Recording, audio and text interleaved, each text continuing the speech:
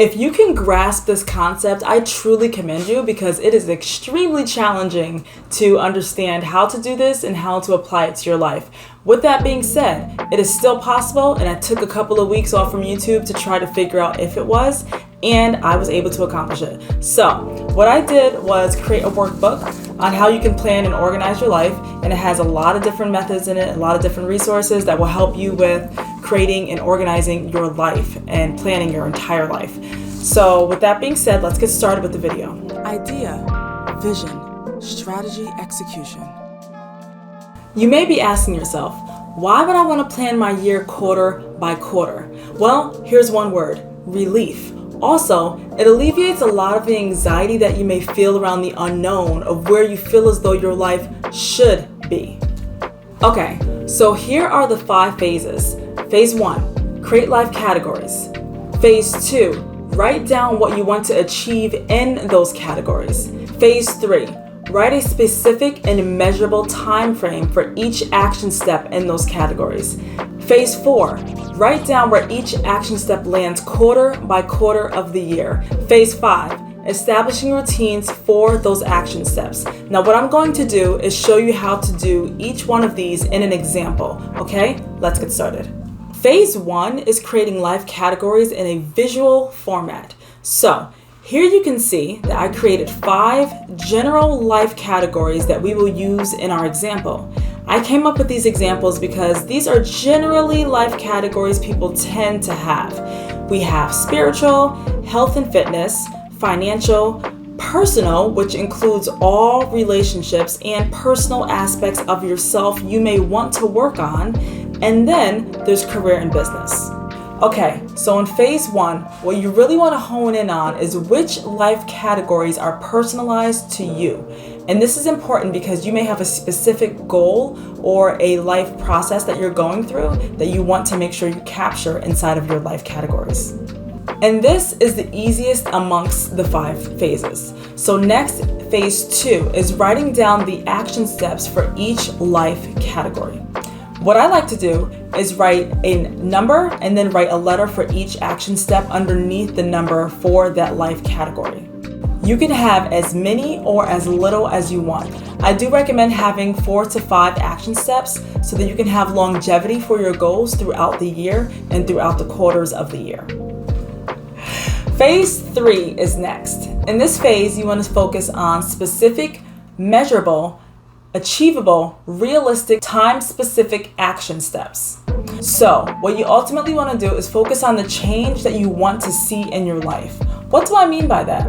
These are not going to be just random goals written on a paper, but rather something you can see to achieve that goal each quarter, and ultimately what you want to see is progress, not task, but progress from your action steps over time, if that makes sense. That leads us to phase 4, which is ultimately planning where each action step lands quarter by quarter. You want to ensure that each action step is specific, measurable, and achievable. So, honestly, do not set yourself up for failure. If you know that a certain action step is going to take all 4 quarters to achieve, then do not say on your action steps that you're going to achieve it within the first quarter. That will be setting yourself up for failure. You do not want to do that. Trust me, you really don't. Okay, we made it. So phase 5, the last phase, is the most time-consuming and the most challenging to complete. And that is because it involves turning your new habits into routines. All of these action steps are going to become daily, weekly, and monthly routines for you to achieve for your own goals quarter by quarter. I just completed them for myself, and it took me a very long time to do it, but I do have them all written out, and I am extremely proud to say that I finally got through phase 5, and it's exactly where I need my life to be right now.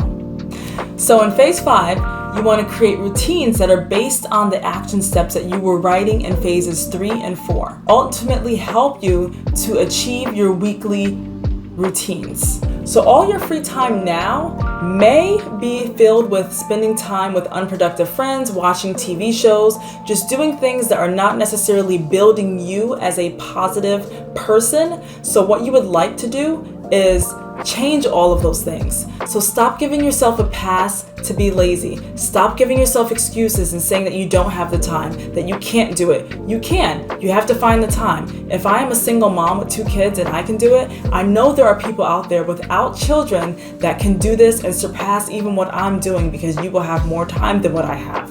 So find that time, do what you need to do, and make this ultimately the best year that you can for your life, for you. So in order to make this work, you will need a planner of some sorts. It can be a paper planner or it can be a digital planner.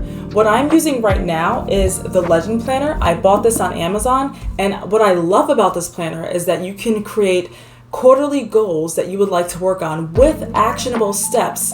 They have space for the actionable steps, and you can incorporate them into your weekly planner with a personal to-do list, a work to-do list, an hourly schedule, hourly daily schedule.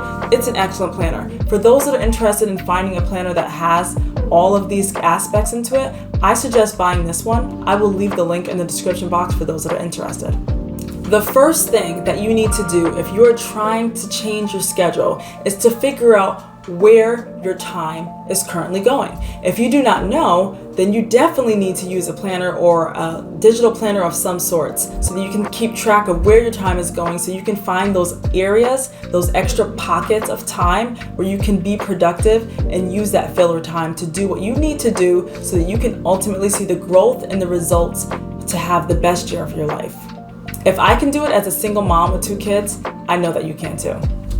So what I did was ultimately try to figure out what I could do to maximize my time. So what I ended up discovering is that if I woke up earlier in the morning and I stayed up a little bit later at night, I can have an extra 2 hours in the morning and an extra 2 hours at night to maximize my time. And ultimately what I did was complete more goals and have more routines available for myself to be more productive and ultimately achieving what I wanted to do on my vision board. So I was able to time block, and I even had to use an alarm on my phone so that I can know when it was time to switch gears to do the next thing. And this is a very helpful thing to do if you have a hard time keeping track and keeping up with all of the different things that are happening. Use an alarm on your phone so that you can actually learn when it's time to switch gears. I swear, by creating systems in your life that make it so much easier for you to do what you need to do. And even if that means you have to tailor those systems over time so that they're more functional for your lifestyle, then that's what you need to do. Take the time to create and organize the systems that are going to work for you. In my next video, I'm going to talk about how I managed to do this for meal planning for 30-day meal plans. And it sounds intimidating, but I swear it's definitely something that will be helpful for busy families, individuals, and for people who have any type of children in their household. Stay tuned for my next video and subscribe for more of my content, and I will see you in the next video.